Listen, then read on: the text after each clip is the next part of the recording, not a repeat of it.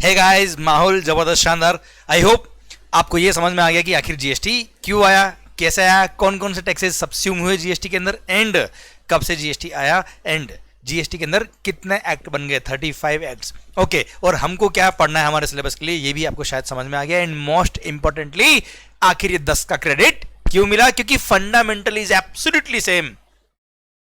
Credit को लेकर, ITC को लेकर जो फंडामेंटल सैन्युअल क्रेडिट में था, जो वेट क्रेडिट में था, वही किसमें है, इनपुट टैक्स क्रेडिट में है। और सर जो एक्साइज का सैन्युअल क्रेडिट था, सर्विस टैक्स का सैन्युअल क्रेडिट था, वही सीजीएसटी का क्रेडिट है।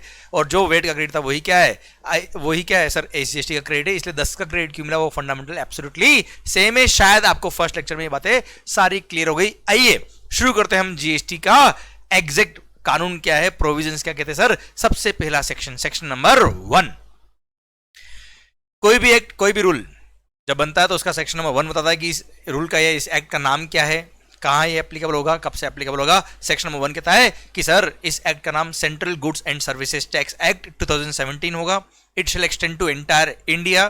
पहले एक्सक्लूडिंग जम्मू एंड कश्मीर था, पर सिंस से डेस्टिनेशन बेस्ड कंजम्पशन टैक्स है, इसलिए 8 जुलाई को महबूबा मान गई। महबूबा मतलब महबूबा मुफ्ती भाई, ओए सर 8 जुलाई को स्पेशल ऑर्डिनेंस लाके जम्मू एंड कश्मीर में भी इसको एप्लीकेबल कर दिया। ओके, क्योंकि उस टाइम पे आर्टिकल नंबर 370 था। ओके, तो सर प्लस एप्लीकेबिलिटी डेट 1 जुलाई 2017 से ये एक्ट एप्लीकेबल हो गया, जिसको जीएसटी डे और डॉक्टर्स डे के नाम से भी जानते हैं सर। सरकार, यहां तक आपको बात समझ में आई। ये था आपका सेक्शन नंबर 1। आइए सर, हम पढ़ रहे हैं सीजीएसटी एक्ट। ओके, हम सीजीएसटी एक्ट की बात कर रहे हैं सर। सेक्शन नंबर 9 सुनेगा ध्यान से। कोई भी टैक्स, हिंदुस्तान में कोई भी टैक्स हो, टैक्स गवर्नमेंट कलेक्ट करता है, पर उसको कलेक्ट करने का पावर होना चाहिए गवर्नमेंट के पास। और वो कलेक्ट करने का पावर सर, टैक्स चार्ज करने का पावर एक पर्टिकुलर सेक्शन से मिलता है। उस सेक्शन को बोलते हैं हम चार्जिंग सेक्शन। आई रिपीट, जिस सेक्शन से गवर्नमेंट को पावर मिलता है to charge any particular tax, that section is called charging section. हम सबसे पहले सर ये जीएसटी चार्ज कैसे हुआ, किस सेक्शन के थ्रू हुआ, वो हम पढ़ेंगे। अदर प्रोविजंस पढ़ने से पहले हमको ये पता होना चाहिए कि आखिर ये जीएसटी किस वजह से चार्ज हो रहा है, किन पे चार्ज होता है। चार्जिंग सेक्शन की हम बात करें, section number 9 sub section 1। Section number 9 sub section 1 कहता है कि CGST shall be levied.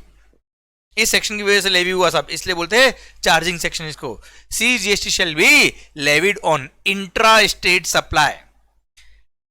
Intra state supply, with in the state supply करने पर सीजीएसटी चार्ज होता है, और सेम एसजीएसटी चार्ज होता है। और आईजीएसटी चार्ज होगा इंटर स्टेट पे, जो आईजीएसटी एक्ट में कवर होगा। Okay, section number 9 sub section 1 कहता है CGST shall be levied on intra state supply of goods और सर्विसेज और बोथ, गुड्स और सर्विसेज और both, except alcohol liquor for human consumption. दारू sir, alcohol liquor for human consumption.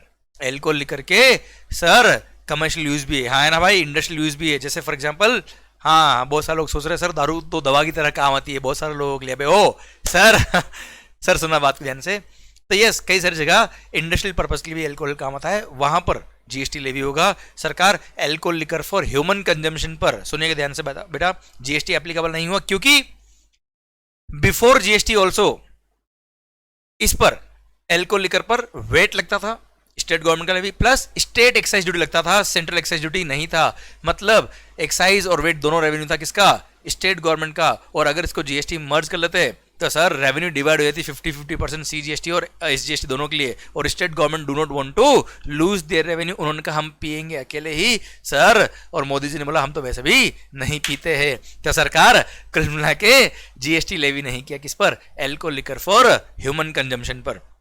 Okay सरकार, और आगे बात करते हैं हम sir. Section number 9 sub section 1 ने लिखा है subject to provisions covered in section number 9 sub section 2। तो सब सेक्शन 2 की बात करेंगे, जिसमें पेट्रोल के लिए बातें लिखी है कि इन पे भी जीएसटी लेवी नहीं होता, पर वो बात करेंगे 2 मिनट बाद। Okay sir, C GST shall be levied on intra state supply of goods और सर्विसेज और both except alcohol liquor for human consumption at the rate which will be notified by the government on the recommendation of the GST council.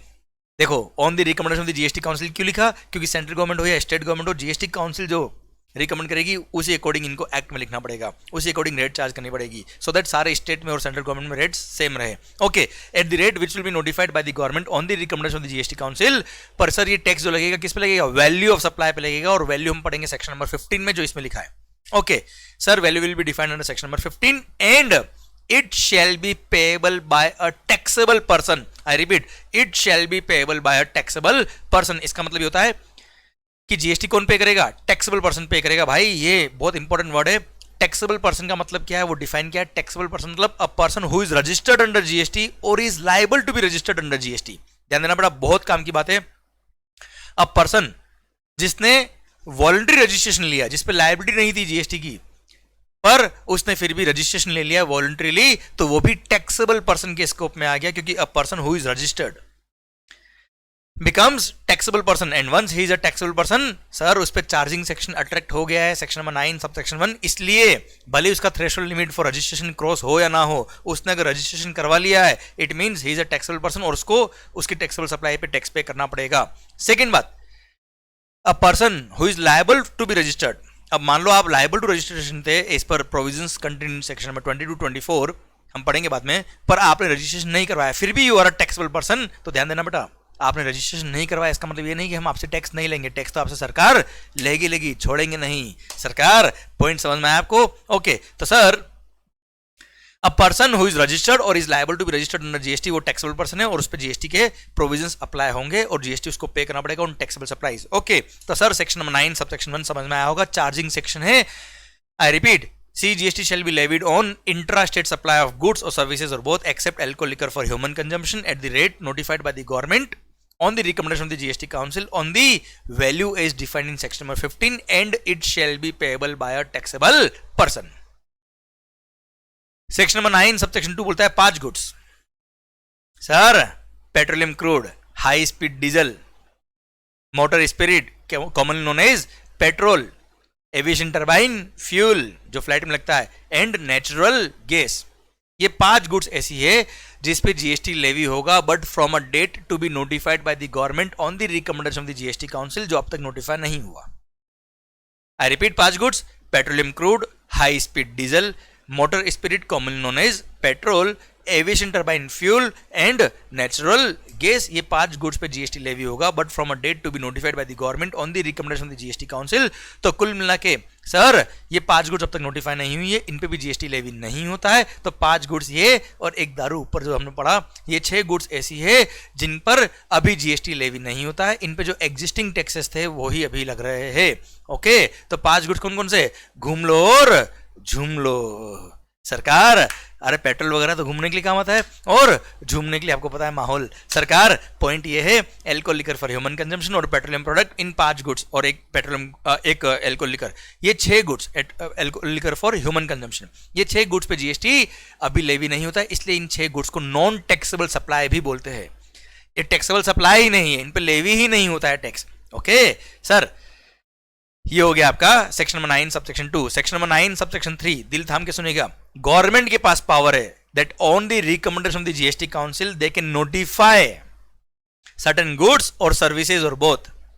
वो goods और services और both को notify कर सकते हैं और नोटिफाई करके बोल सकते हैं कि इन गुड्स और सर्विसेज और बोथ के सप्लाई पर रेसिपिएंट ऑफ सच गुड्स और सर्विस और both shall be liable to pay tax to the government directly under reverse charge mechanism and recipient will be treated as if he is the person liable to pay tax to the government directly। और ऐसे case में reverse charge लगेगा और recipient tax pay करेगा। और हाँ ध्यान देना, गवर्नमेंट ने इस पावर को यूज करके कुछ गुड्स भी नोटिफाई किए और कुछ सर्विसेज भी नोटिफाई करी जहां पर रिवर्स चार्ज लगेगा और रेसिपिएंट लायबल होगा। पर किन किन गुड्स पर रिवर्स चार्ज लगेगा ये हमारे सिलेबस में नहीं आता है, पर किन किन सर्विसेज पर रिवर्स चार्ज में रेसिपिएंट लायबल होता है ये हमारे सिलेबस में आता है। ये पूरा नोटिफिकेशन हम पढ़ेंगे। हमने एक अलग चैप्टर दिया है, पूरा चैप्टर नंबर 7, जहां पे हम रिवर्स चार्ज मैकेनिज्म का पूरा सेक्शन पढ़ने वाले हैं। पर जस्ट आइडिया के लिए आपको बताता हूं मैं कि आखिर रिवर्स चार्ज क्यों आया, what is the logic behind it. तो सर ऐसा नहीं कि कुछ सर्विसेज जहां गवर्नमेंट को लगता है या कुछ गुड्स जहां गवर्नमेंट को लगता है, यहाँ एक काम करो, रेसिपिएंट को परेशान कर दो टैक्स पे करने के लिए या सिस्टम को कॉम्प्लिकेट कर दो। ऐसा नहीं है भाई सर, देयर आर लॉजिक्स। एक एग्जांपल देता हूं मैं सर। फॉर एग्जांपल आपने आउट ऑफ इंडिया से इंडिया में कोई सर्विसेज इंपोर्ट करी, कहां से भाई? आउट ऑफ इंडिया से इंडिया में सर्विसेज इंपोर्ट करी, service supplier out of India, service recipient India में है। चलो एक एग्जांपल के थ्रू बात कर लेते हैं, आपको मजा भी आएगा, आपको अच्छा भी लगेगा। मान लो सर्विस सप्लायर है कौन? Mister Don. Yes, mister Don. Don ने सर्विसेज प्रोवाइड करी इंडिया में मिस्टर कौन को। सर वैल्यू ऑफ सर्विसेज, अच्छा ध्यान दीजिएगा बेटा, गुड्स के इंपोर्ट पे लगता है कस्टम्स प्लस जीएसटी, सर्विसेज के इंपोर्ट पे कस्टम नहीं लिखता है, सर्विसेज के इंपोर्ट पे तो आईजीएसटी लगता है सर। चलिए सर वैल्यू ऑफ सर्विसेज थी मान लो ₹10 लाख, उस पे आईजीएसटी की लायबिलिटी आती है। अब आईजीएसटी क्यों लगता है बात पढ़ेंगे बाद में हम, पर लगता है भी ये समझ लो। चलो आईजीएसटी और सीजीएसटी अभी छोड़ो, जीएसटी लग रहा है साहब, ठीक है। कितना? 18% सपोज 1,80,000, total comes to 11,80,000। Sir Don ने सर्विसेज प्रोवाइड करी हिंदुस्तान में मिस्टर कौन को, अब उसका जो बिल था वो 10 लाख रुपए का था, प्लस उस पर जीएसटी 1,80,000, क्योंकि इंपोर्ट ऑफ सर्विस पे जीएसटी लगता है साहब, टोटल हो गया 11,80,000। अब सोचिए अगर हिंदुस्तान का जो रेसिपिएंट है मिस्टर कौन, उसने पूरा 11,80,000 डॉन को पे कर दिया होता, तो क्या आपको लगता है आउट ऑफ इंडिया में जो डॉन बैठा है जिसने सर्विसेज दी है 10 लाख की, उस पर 1,80,000 उसने जीएसटी ले लिया हमसे, क्या आपको लगता है वो mister Don out of India से हिंदुस्तान में आके अपना रजिस्ट्रेशन कराएगा जीएसटी में? आपको लगता है वो 1,80,000 रुपये जीएसटी पे करेगा, अपना रिटर्न फाइल करेगा? आपको लगता है? अरे लगता है आपको? नहीं सर, वो आउट ऑफ इंडिया में वो इंडिया के कानून क्यों फॉलो करेगा, इंडिया में आकर रजिस्ट्रेशन क्यों कराएगा? और अगर वो टैक्स पे नहीं करेगा तो आपको लगता है इंडियन गवर्नमेंट उसको पकड़ लेगी आउट ऑफ इंडिया जाके और उससे टैक्स रिकवरी कर लेगी? अरे भाई हिंदुस्तान वालों से रिकवरी ना हो पा रहा है आउट ऑफ इंडिया कैसे हो पाएगा? इसीलिए सर, इसीलिए इस तरह के केसेस में गवर्नमेंट ने बोल दिया अगर आपने सर्विसेज इंपोर्ट करी है, अगर आपने सर्विसेज इंपोर्ट करी है तो जो रेसिपिएंट ऑफ सर्विस होगा वो ही क्या करेगा? डायरेक्टली टैक्स का अमाउंट गवर्नमेंट को पे करेगा under reverse charge mechanism, and recipient shall be liable to pay tax to the government directly.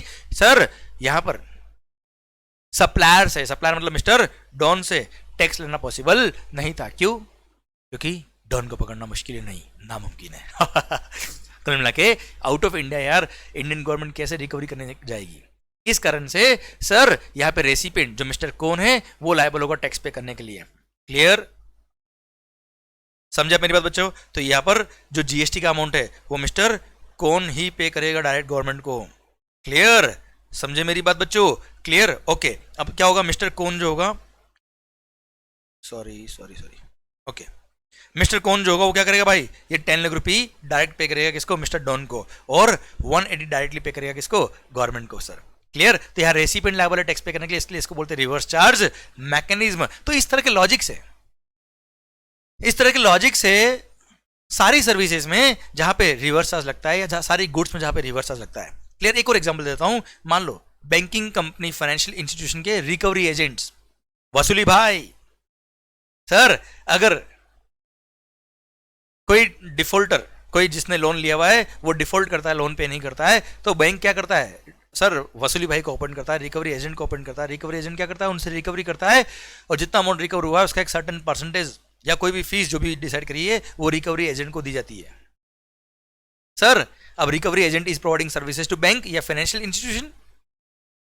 अब आपको लगता है वो रिकवरी एजेंट गवर्नमेंट को टैक्स पे कर पाएगा?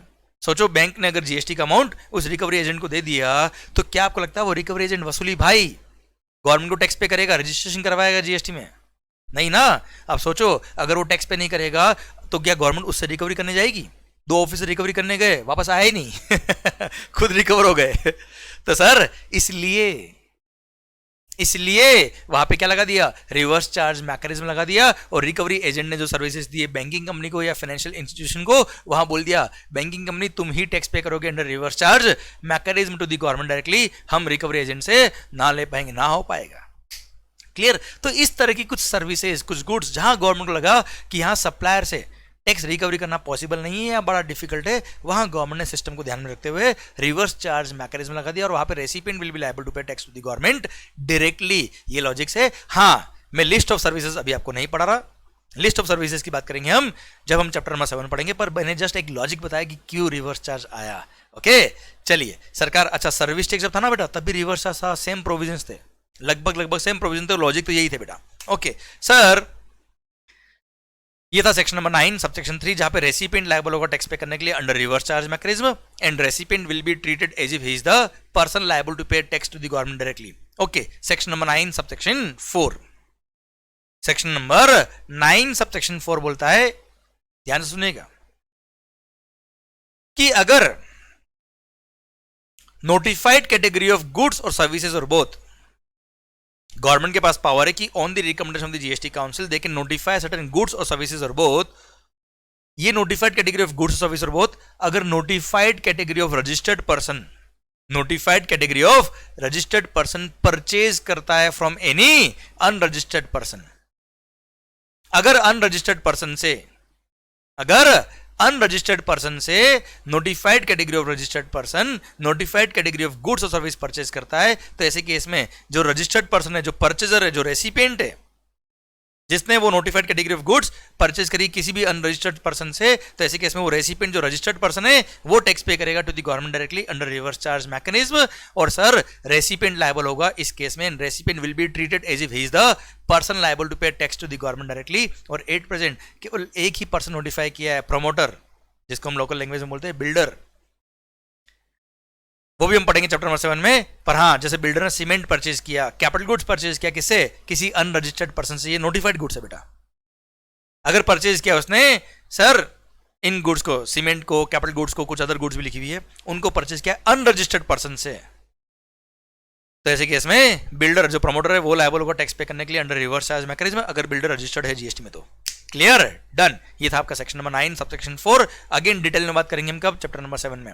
Then section number 9 subsection 5, section 9.3 and 9.4 are for reverse charge mechanism. Section number 9.5 दिल थाम के सुनिएगा साहब, सेक्शन नंबर 9.5 क्या कहता है भाई, सेक्शन नंबर 9 सबसेक्शन 5 कहता है कि गवर्नमेंट के पास पावर है, दिल थाम के सुनिएगा, गवर्नमेंट के पास पावर है कि वो चाहे तो कुछ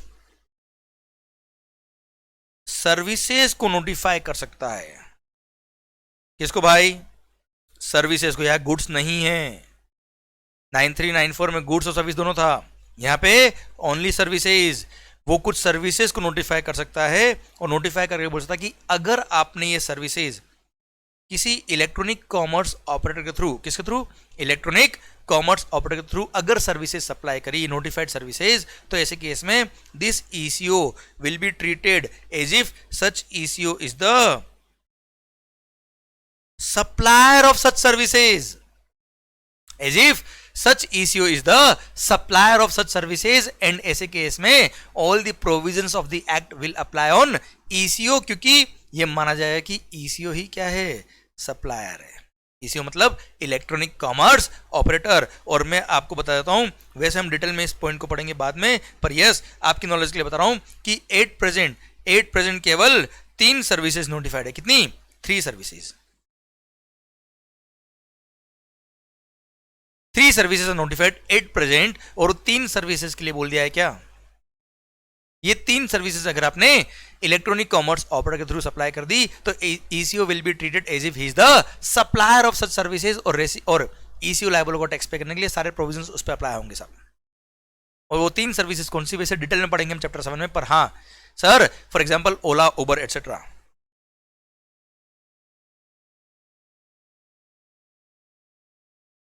सर ये first service transport of passengers by radio taxi, maxi cab, motorcycle. Second, hotel accommodation services अगर सप्लायर ऑफ सर्विस, मतलब hotel is not registered in GST or not liable to register in GST. And third, housekeeping services if service supplier is not liable to be registered under GST.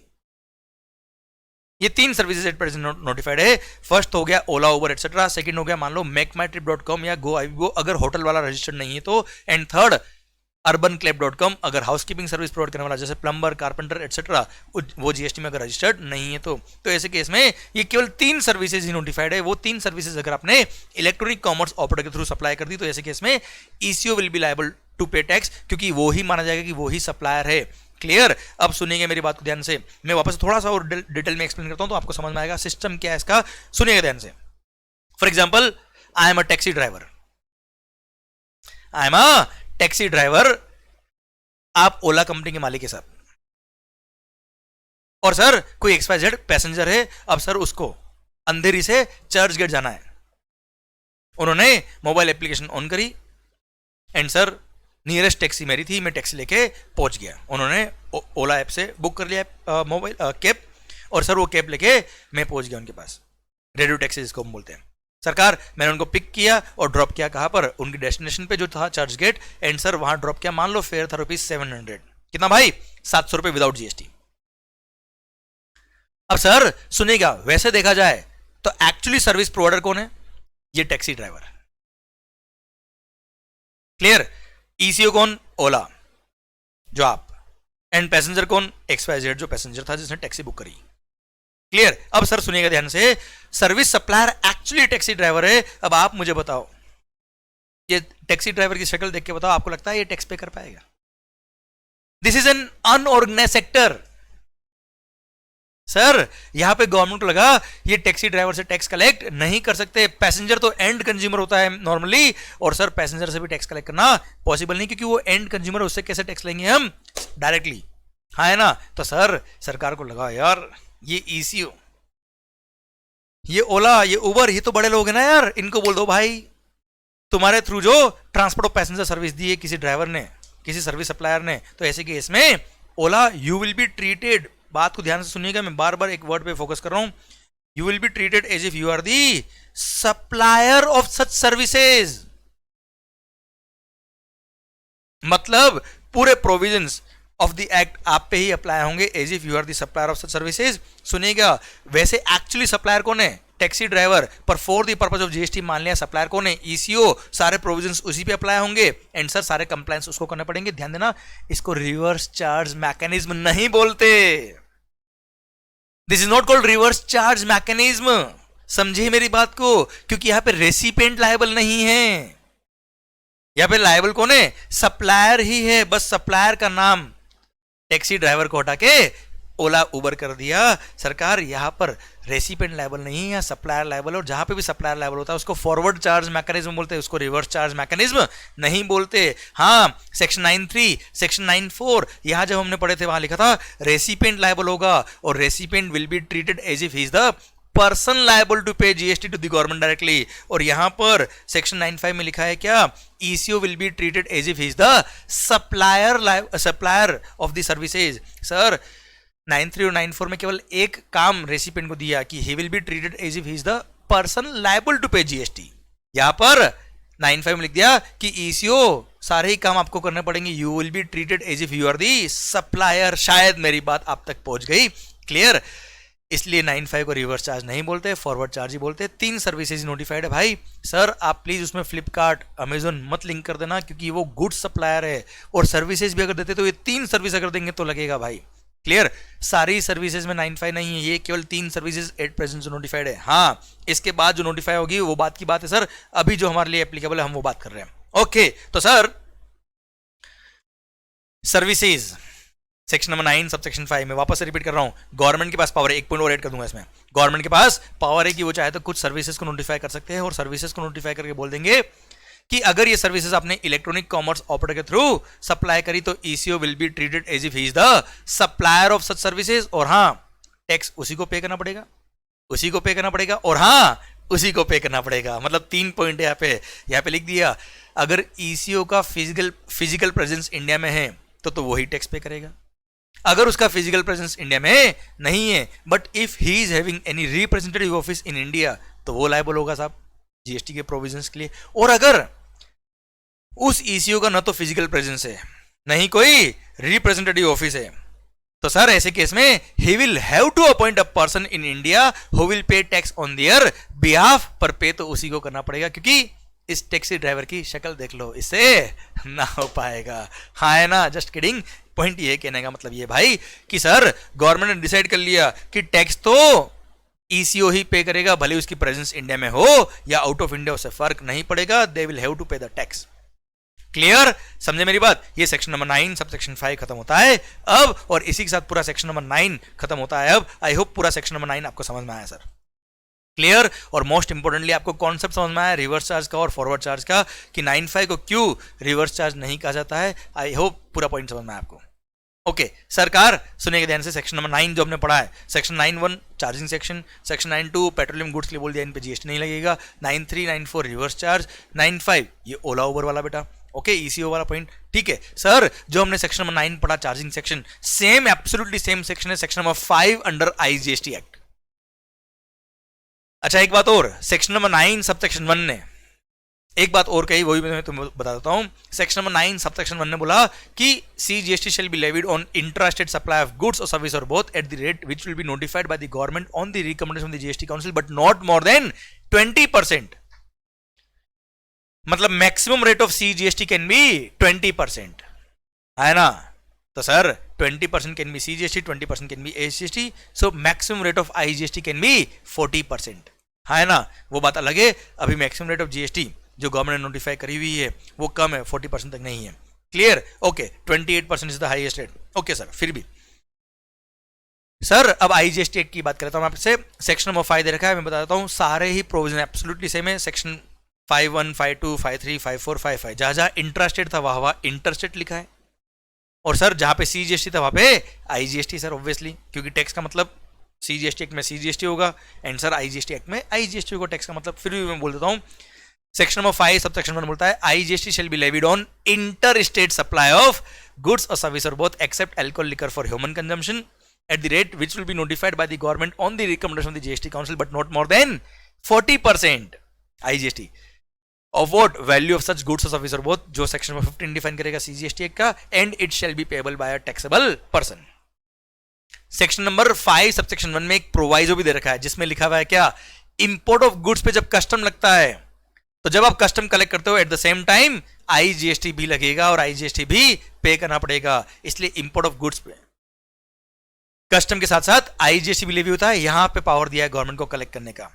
Clear, इसलिए on import of goods along with the custom duty IGST is also levied. क्यों levy होता है, कैसे levy होता है, हम बात करेंगे कस्टम पढ़ते वक्त। ओके सरकार, सेक्शन नंबर 5 सब सेक्शन 2 वही 5 गुड्स पे जीएसटी लेवी नहीं होता है, पेट्रोलियम गुड्स सरकार। फिर 5.3 रिवर्स चार्ज वाला बेटा, 5.4 रिवर्स चार्ज बिल्डर वाला बेटा, 5.5 ओला उबर वाला ईसीओ वाला बेटा।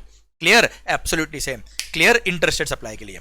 ओके तो ये था क्या, सीजीएसटी एक्ट का charging section and IGST act का चार्जिंग सेक्शन। ओके सर, अभी आपने एक चीज नोट करी हो, सीजीएसटी लेवी होता है इंट्रास्टेट सप्लाई पर, आईजीएसटी लेवी होता है इंटर स्टेट सप्लाई पर। तो कुल मिला के सीजीएसटी हो या आईजीएसटी हो, या मैं कह रहा हूं एसजीएसटी हो या यूटीजीएसटी भी हो, वहां पे भी सेम इंटरस्टेट सप्लाई पे लगता है। तो कुल मिला के अल्टीमेटली सीजीएसटी हो, एसजीएसटी हो, यूटीजीएसटी हो, आईजीएसटी हो, ये लेवी कब होता है सर, सप्लाई पर। इंटरस्टेट हुआ तो सीजीएसटी और एसजीएसटी, और इंटर हुआ तो आईजीएसटी। अच्छा अगर आप यूनियन टेरिटरी में तो एसजीएसटी की जगह पे यूटीजीएसटी रेफर करिएगा। ओके सरकार, अल्टीमेटली टैक्स लगता कब है, सप्लाई पे। लेवी कब हो रहा है, सप्लाई पे। और जिस इवेंट पर टैक्स लगता है, टैक्स लेवी होता है, उसको बोलते हैं टैक्सेबल इवेंट। तो sir taxable event under GST is supply. CGST हो, एसजीएसटी हो, यूटीजीएसटी हो, आईजीएसटी हो या जीएसटी कंपनसेशन सेस हो, लेवी कब होता है सर, सप्लाई पे। और ऐसा इवेंट जिसके होने पे पर्टिकुलर टैक्स लगता है is called taxable event. So taxable event under GST is supply. ये मत बताना मैंने बताया, ये सर किसने बताया, चार्जिंग सेक्शन ने बताया। चार्जिंग सेक्शन ने लिखा है सेक्शन 9.1 ने और 5.1 ने कि सप्लाई इंट्रास्टेट या इंटरस्टेट होने पर लेवी होगा जीएसटी। क्लियर, तो सर जीएसटी का जीएसटी का टैक्सेबल इवेंट क्या है, सप्लाई। तो सबसे इंपॉर्टेंट इवेंट अंडर जीएसटी, सबसे important term under GST is supply, and the term supply is very well defined in section number 7। ध्यान देना बेटा, सप्लाई का डेफिनेशन बहुत इंपॉर्टेंट क्यों है, क्योंकि अगर कोई ट्रांजेक्शन सप्लाई के स्कोप में आएगा तो जीएसटी की बात आएगी। अगर कोई ट्रांजेक्शन सप्लाई के स्कोप में आएगा ही नहीं, there is no point of charging any GST. तो सर क्वेश्चन हमारे सामने आता है, what do you mean by supply. देखो बच्चों, जीएसटी के अंदर केवल एक्साइज मर्ज नहीं हुआ, केवल वेट मर्ज नहीं हुआ, सर्विस टैक्स भी मर्ज हुआ, कई सारे टैक्सेस मर्ज हुए, तो उन सबको सप्लाई के स्कोप में मर्ज किया है सो दैट जीएसटी इन सब पे लेवी हो पाए। हाँ है ना। और बहुत सोच समझ के गवर्नमेंट ने सप्लाई का डेफिनेशन लिखा है, दिल थाम के सुनेगा, आ रहा है आपके सामने अब क्या, one of the most important definition, one of the most important term of the entire GST, the term supply. चलिए सर, सप्लाई की बात करते हैं हम। The supply, the term supply, the term supply is defined in section number 7। Section number 7 ने term supply को define किया, उसमें सब सेक्शन 1 की हम बात कर रहे हैं अभी। सेक्शन नंबर 7 सब सेक्शन 1 बोलता है क्या, बहुत इंपॉर्टेंट बात, सप्लाई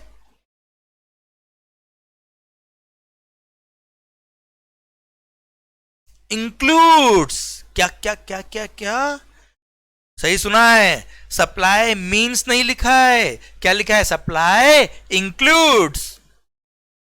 हो अभी धीरे धीरे समझ में आई बात आपको, रुकिए।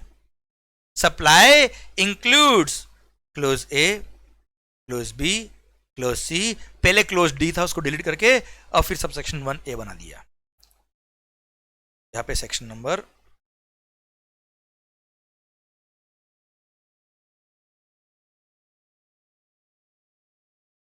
7 सब सेक्शन 1A आएगा, क्लियर। फिर सेक्शन नंबर 7 सब सेक्शन 2 आएगा, उसमें भी क्लोज ए आएगा, क्लोज बी आएगा।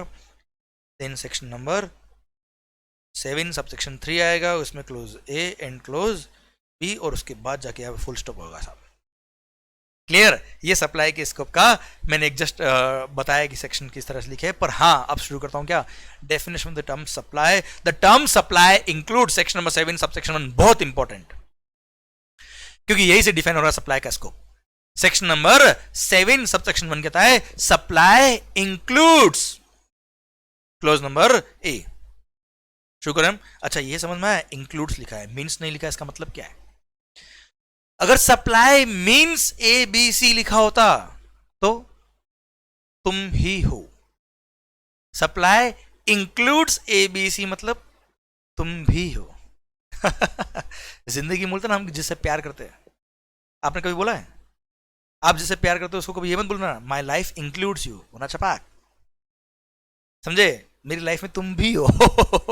Sir my life means you मतलब तुम ही हो, समझे। Same is the difference here, law makers are so smart, they use each and every word very smartly, so we have to be very careful while reading all these points. Supply means ABC नहीं लिखा, क्यों, क्योंकि sir नया act draft हो रहा है, और जब भी कोई नया एक्ट आता है, अगर गलती से भी कोई चार्जेबिलिटी से भी ट्रांजेक्शन बाहर निकल गया तो जीएसटी लेवी नहीं होगा, लेवी नहीं होगा तो there is no point of collection. इसलिए जानबूझ के उन्होंने इंक्लूड्स लिखा, सो दैट अगर, वैसे तो इन्होंने clause number A B C में कुछ छोड़ा ही नहीं, सब कुछ आ गया, पर फिर भी इंक्लूड्स इसलिए लिखा, दिस इज इंक्लूसिव डेफिनेशन, कुछ अगर इसके आसपास कुछ रह भी गया तो भी वो इंक्लूडेड है माना जाएगा सर, समझे। ये आर्ग्यूमेंट होता है गवर्नमेंट का। तो सर सरकार शुरू करते हैं, supply includes clause A B और सी। ओके, तो sir section number 7 sub section 1 clause A क्या कहता है, supply includes all forms of supply, supply includes all forms of supply such as sale, exchange, barter, transfer, lease, licence, rental और disposal, मतलब सब कुछ। और वो भी लिखा है क्या, includes, supply includes all forms of supply, वो भी सच एज मतलब cell, exchange, barter, transfer, lease, licence, rental और डिस्पोजल, सब कुछ आ गया, सर्विसेज भी आ गई, गुड्स भी आ गया इसके अंदर। फिर भी लिखा है सच एज, सारे ट्रांजेक्शन आ गए, फिर भी कुछ रह जाए तो वो भी आएगा। Supply includes all forms of supply such as sale, जैसे मैंने कोई ये पेन आपको बेच दिया 10,000 रुपया, क्लियर, सेल। एक्सचेंज, सर पुराना लैपटॉप लेके आए और नया लैपटॉप अगर आप परचेज कर रहे हो तो नया लैपटॉप का प्राइस है 50,000, पुराना लैपटॉप अगर आपने दिया है एक्सचेंज में तो सर हम उसका प्राइस रखेंगे 35,000 ओनली। तो एक्सचेंज में लिया ना आपने बेटा, सेल, एक्सचेंज, बार्टर, मैंने आपको इनडायरेक्ट टैक्स पढ़ाया, बदले में आपने मुझे डायरेक्ट टैक्स पढ़ाया, दोनों बर्बाद बेटा। मतलब सर बार्टर किया हमने, pure exchange is called barter, cell exchange, barter, transfer. Sir मैंने कुछ गुड्स अपने एक ब्रांच से दूसरी ब्रांच ट्रांसफर कर दी सर, मैंने अपने असेट्स आपको ट्रांसफर कर दिए सर, ये भी सप्लाई के स्कोप में आता है। Sale, exchange, barter, transfer, lease, finance lease, operating lease, renting, मैंने कोई गुड्स या कोई मशीन आपको रेंट पे दी सर। लीज, लाइसेंस, मैंने सर अपना जो सॉफ्टवेयर था उसका लाइसेंस की आपको यूज करने के लिए दिया, या मैंने सॉफ्टवेयर बनाया आपको लाइसेंस दिया उसको यूज करने का, समझे मेरी बात। सर डिस्पोजल, मैंने अपने बिजनेस के एसेट्स डिस्पोज ऑफ कर दिए,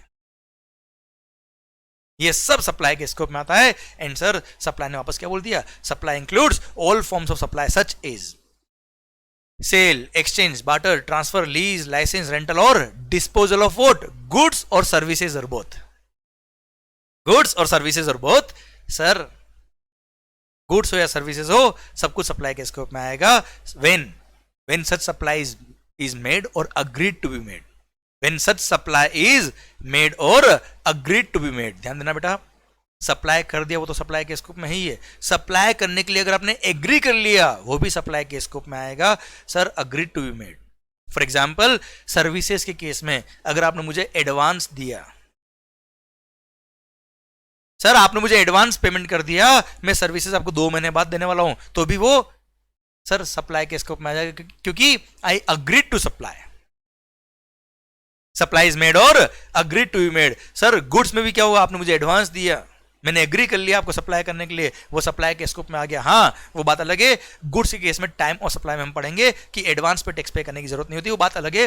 पर सर सप्लाई के स्कोप में यहां से आया क्योंकि यहां लिखा है क्या, सप्लाई इज मेड और agreed to be made by a person, by a person. और हाँ the term person includes individual, HUF, partnership firm, LLP, body corporate, sir society, cooperative society, artificial juridical person, government, central government, state government, union territory, local authority, sir सारे ही लोग cover कर दिए इसने, मतलब कुछ भी नहीं छोड़ा है सर, समझे। Okay sir supply is made और agreed to be made by a person for a consideration, very important term, मतलब supply should be for a consideration, supply should be for a consideration, मतलब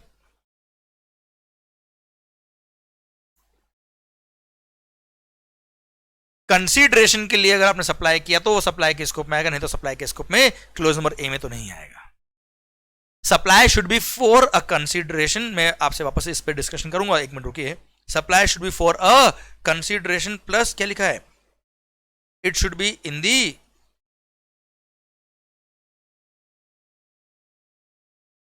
course और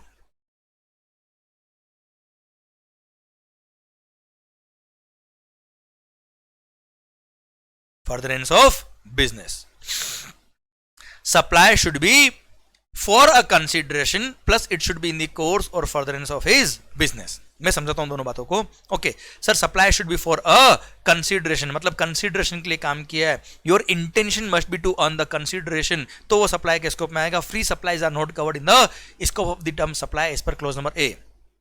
हम clause number C की बात करेंगे जहां पे 4 ट्रांजेक्शन शेड्यूल 1 में लिखे हैं, वो 4 ट्रांजेक्शन अगर विदाउट कंसीडरेशन है तो भी सप्लाई के स्कोप में आते हैं, वो क्लोज नंबर सी की वजह से आते हैं। क्लोज नंबर ए बोलता है कंसीडरेशन के लिए तो ही सप्लाई होगा। अच्छा ध्यान देना बेटा, वापस मैं बोलता हूं, मैं क्यों फोकस करूं, बहुत इंपॉर्टेंट बात है इसलिए। Sir supply should be for a consideration, your intention must be to earn the consideration, quid pro quo, ये कंसीडरेशन के लिए मैंने काम किया तो सप्लाई होगा। सर ध्यान देना, आपको किसी ने गिफ्ट दिया है, आपने मंदिर में डोनेशन दिया है, वो कंसीडरेशन नहीं है, क्योंकि भगवान ने जहां पे आपने डोनेशन दिया, भगवान ने उस फीस के लिए काम नहीं किया है। आपको किसी ने गिफ्ट दिया है, that is not a consideration.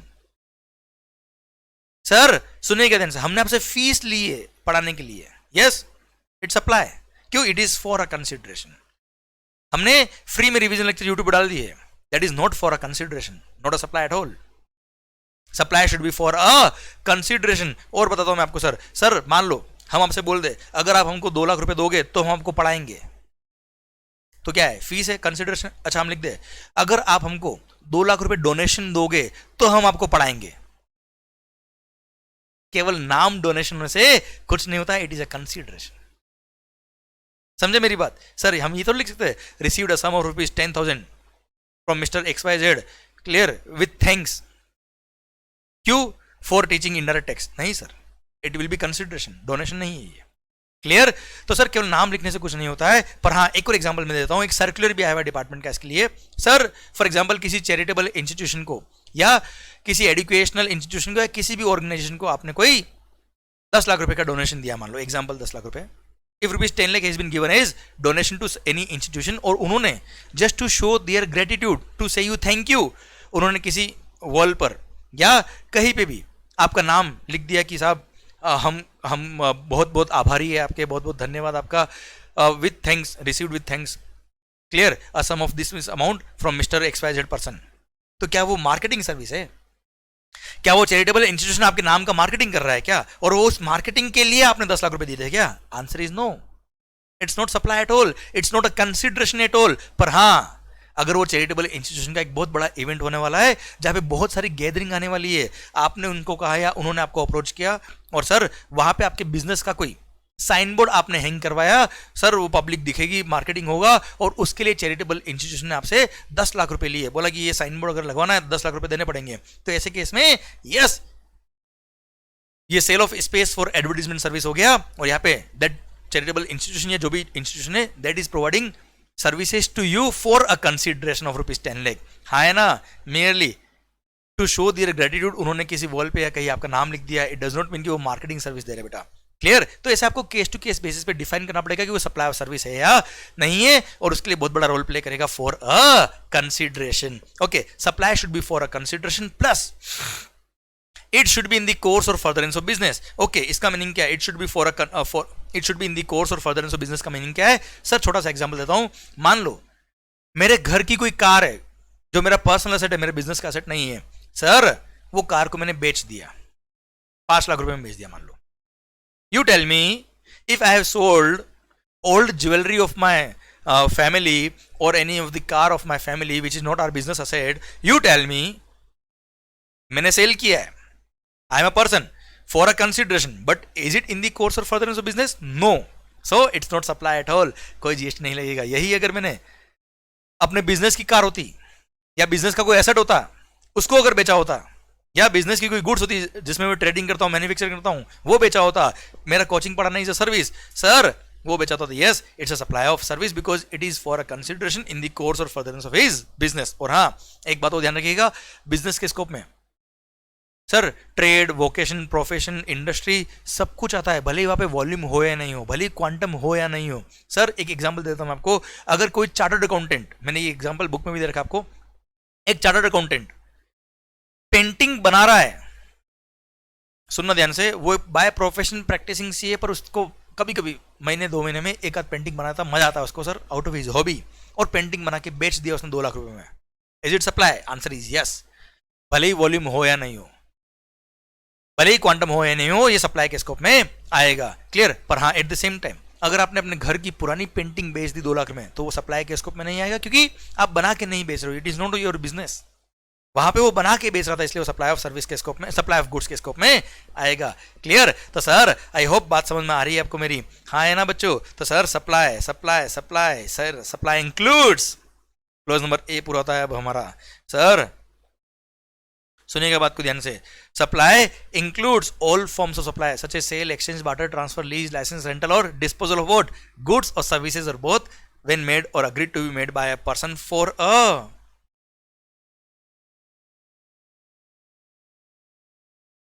Consideration plus it should be in the course और फर्दरेंस ऑफ बिजनेस। तो ये सप्लाई के स्कोप में आएगा। क्लोज नंबर बी कहता है क्या? कोई बात नहीं, इन दी कोर्स और फर्दरेंस ऑफ बिजनेस हो या ना हो, अगर आपने कोई सर्विसेज इंपोर्ट करी है, आई रिपीट सर, सर्विसेज क्या करिए? इंपोर्ट करिए फॉर अ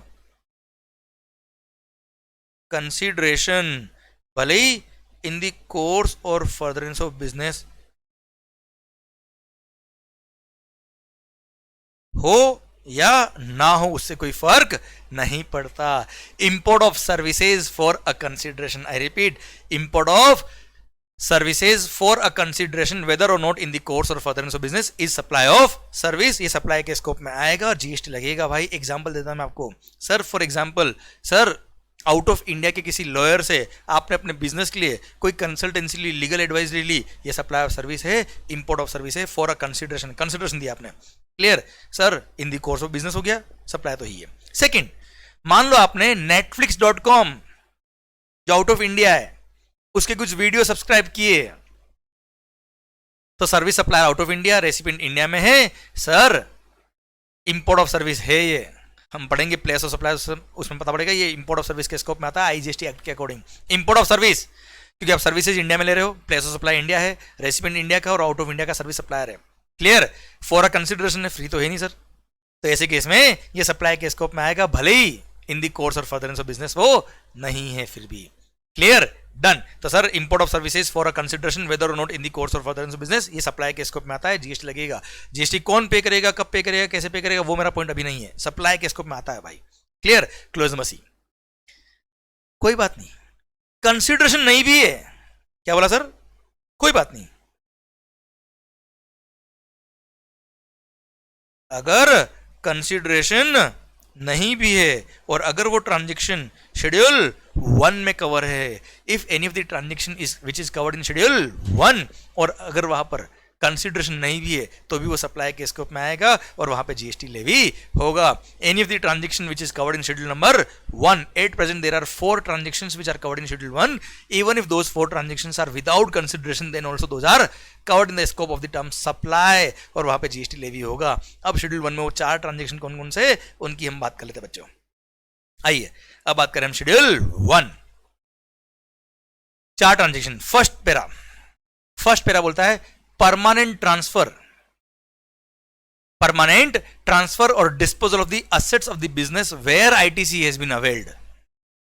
आई रिपीट, जिन बिजनेस असेट के परचेज पे आपने आईटीसी अवेल किया था, इनपुट टैक्स क्रेडिट लिया था, उन बिजनेस के असेट्स को अगर आपने परमानेंटली डिस्पोज ऑफ कर दिया, ट्रांसफर कर दिया, तो वो सप्लाई के स्कोप में आएगा, भले ही वो विदाउट कंसिडरेशन हो। एग्जांपल, मैंने मान लो 20 लैपटॉप परचेज किया अपने ऑफिस के लिए, उनके परचेज पे मैंने जीएसटी पे किया, उसका मैंने आईटीसी अवेल किया, अब उन 20 लैपटॉप को मैंने किसी चैरिटेबल इंस्टीट्यूशन को डोनेट कर दिए, although it is without consideration, फिर भी वो सप्लाई के स्कोप में आएगा, क्योंकि सर उसके परचेज ऑफ कैपिटल गुड्स पे मैंने आईटीसी अवेल किया हुआ था। ये बिजनेस असेट थे, इनके परचेज पे मैंने आईटीसी अवेल किया, तो सरकार ये सप्लाई के स्कोप में आएगा। हाँ, इन असेट्स के परचेज पे अगर मैं आईटीसी अवेल नहीं करता और विदाउट कंसिडरेशन अगर मैं डोनेट कर देता, परमानेंट ट्रांसफर कर देता, तो ऐसे केस में सप्लाई के स्कोप में नहीं आता, क्लियर। पर परचेज पे आईटीसी लिया, सरकार का कहना क्या है, परचेज पे आप आईटीसी ले रहे हो, आईटीसी खुद ले रहे हो और डोनेट कर रहे हो किसी और को, और वो पर्सन यूज कर रहा है इसको, तो मजे आ गए ना यार। आईटीसी आप लो और यूज कोई और करे, ऐसा थोड़ा चलता है भाई,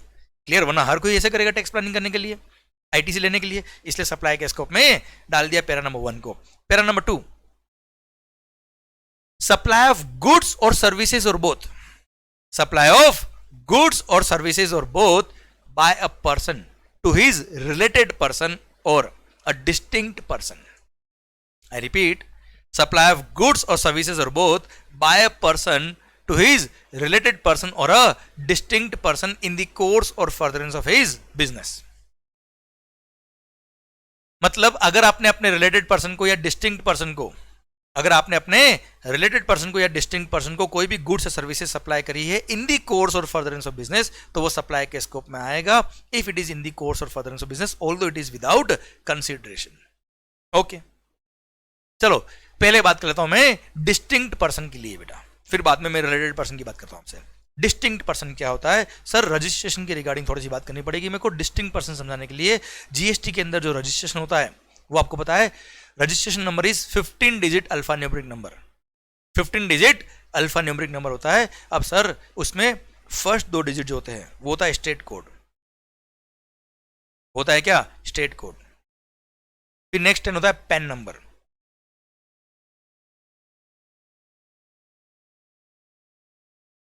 ओके। फर्स्ट 2 हो गया स्टेट कोड, देन हो गया पैन नंबर, देन 1Z3, 1 तो उसका ब्रांच नंबर होता है सर, अगर उसके मल्टीपल रजिस्ट्रेशन है within the same state तो, एंड Z3 आईटी बेस्ड ये नंबर आपको इशू होते हैं, सॉफ्टवेयर बेस्ड, क्लियर। तो सर फर्स्ट 2 हो गए स्टेट डिजिट और उसके बाद PAN number and then 3 digits. Okay sir, अब मान लो मेरा एक ब्रांच, अच्छा ये हो गया 08 इज द राजस्थान का कोड, 27 इज द महाराष्ट्र का कोड, ऐसे आपको हर स्टेट वाइज अलग कोड दे रखे, आपको याद करने की जरूरत नहीं है, क्लियर। अब सुनना बच्चों ध्यान से, मान लो मेरा एक ब्रांच महाराष्ट्र, एक ब्रांच राजस्थान में, एक ब्रांच का है महाराष्ट्र में। महाराष्ट्र वाला ब्रांच का रजिस्ट्रेशन नंबर क्या होगा? 27। क्यों? वहां का स्टेट कोड ये है। PAN number same PAN number होगा सर, AQWPM। हाँ है ना बच्चों, क्योंकि owner is the same. Then 1 Z2 3 जो भी आना, मान लो Z3 है सर। ओके, अब सुनिएगा बच्चों ध्यान से, सिंस, चलो ये पूरा लिख देता हूं मैं आपके लिए, ये पेन नंबर मेरा ही है सर, वेरीफाई मत करना सर। अब सुनना बच्चों ध्यान से, सेम पेन नंबर है, सेम पेन नंबर पे दो अलग अलग रजिस्ट्रेशन नंबर। देखो रजिस्ट्रेशन नंबर अलग है क्योंकि ऊपर 08 है, यहाँ पे 27 है, एक भी डिजिट अलग मतलब रजिस्ट्रेशन नंबर अलग। क्लियर। अब सर रजिस्ट्रेशन नंबर अलग पर मालिक दोनों का एक ही सर, पेन नंबर एक है, तो ये दोनों पर्सन आपस में क्या कहलाएंगे? डिस्टिंक्ट पर्सन कहलाएंगे। Any person having two different registration number on the same PAN number is called distinct person. वो आपस में क्या कहलाएंगे? डिस्टिंक्ट पर्सन कहलाएंगे। अच्छा मान लो मेरी महाराष्ट्र में 50 ब्रांच है, तो सर मैं चाहूं तो उन 50 ब्रांच के लिए सिंगल रजिस्ट्रेशन नंबर लूं, किसी भी एक ऑफिस को, किसी भी एक प्लेस को डिक्लेयर कर दूं ये मेरा प्रिंसिपल प्लेस ऑफ बिजनेस है, बाकी की प्लेसेस को मेरे को डिक्लेयर करना पड़ेगा in my registration as my additional places of business. और मैं चाहूं तो अलग अलग रजिस्ट्रेशन नंबर भी ले सकता हूं, कुछ के अलग ले लिए, कुछ के एक ले लिए, मेरी चॉइस है सर। मान लो महाराष्ट्र में एक ब्रांच है मुंबई में, एक ब्रांच है पुणे में। अब पुणे वाली ब्रांच का मैंने सेपरेट नंबर ले रखा है, 27 महाराष्ट्र का है, AQWPM 1444N 2Z3। Z3 में अज्यूम कर रहा हूं कि IT बेस्ड नंबर है, दोनों सेम मिले होंगे आपको। ओके सर, अब देखो ना बेटा, ध्यान से देखना, यहां चेंज का हुआ है, यहां पे 1 था, यहां पे 2 आ गया है, देखो सर। क्लियर। बाकी पूरा नंबर सेम है सर।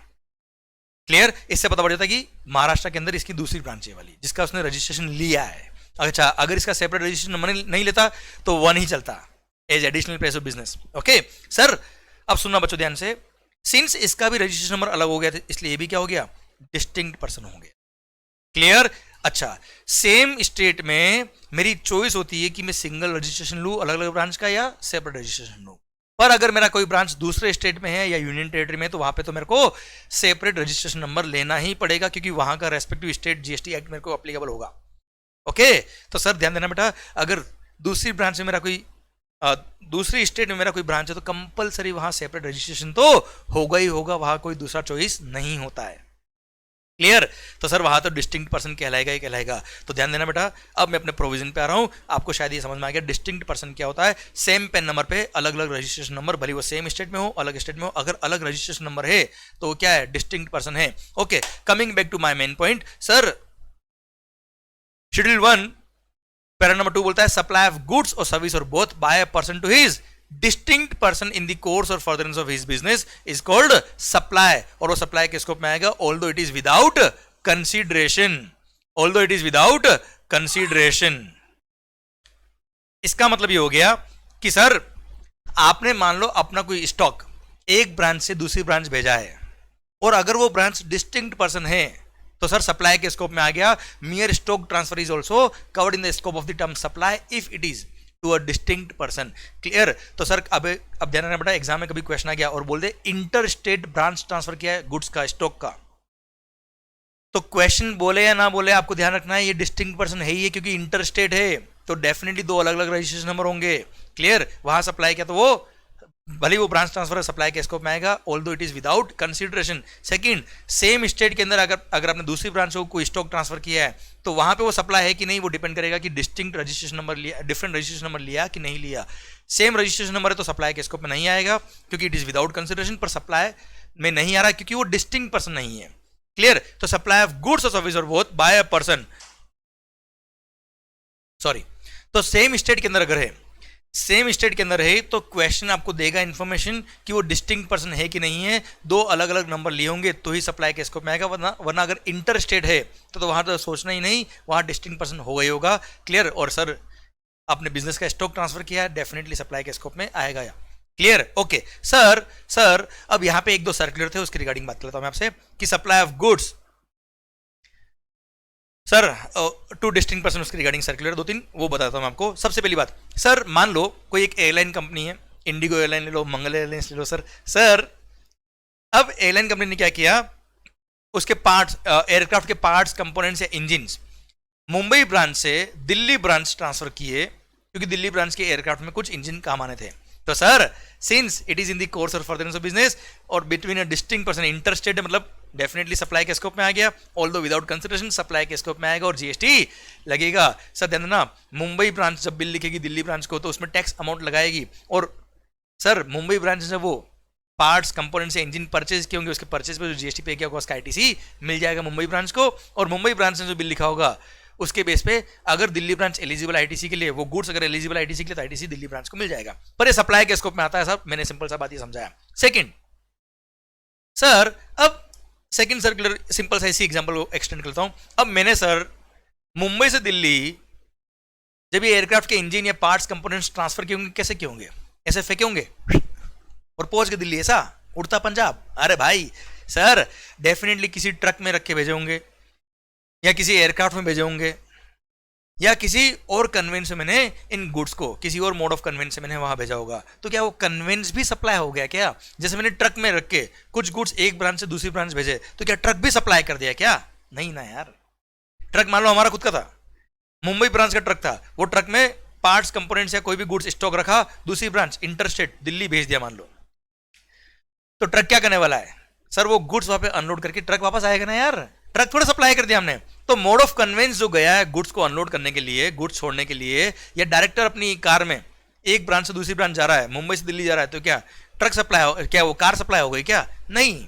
मोड ऑफ कन्वेंस कभी भी सप्लाई के स्कोप में नहीं आएगा। हाँ, अगर आपने परमानेंटली मुंबई से दिल्ली वो permanent mode of conveyance transfer कर दिया, मतलब ट्रक भी वही शिफ्ट कर दी परमानेंट, तो बात अलग होगी ना सर, अदरवाइज सप्लाई के स्कोप में ऑब्वियसली नहीं आता। अच्छा, मान लो जिस ट्रक में मैंने मुंबई से दिल्ली गुड्स भेजा था, स्टॉक भेजा था, वो ट्रक वहां पे खराब हो गई सर दिल्ली में, और दिल्ली में, दिल्ली ब्रांच में हमारा एक मैकेनिक है जो ट्रक सर्विसेज का काम ही करता है, हमारी दिल्ली ब्रांच ट्रक सर्विस का काम भी करती है, तो हमने दिल्ली ब्रांच में हमारी मुंबई ब्रांच की ट्रक की सर्विसिंग करा दी।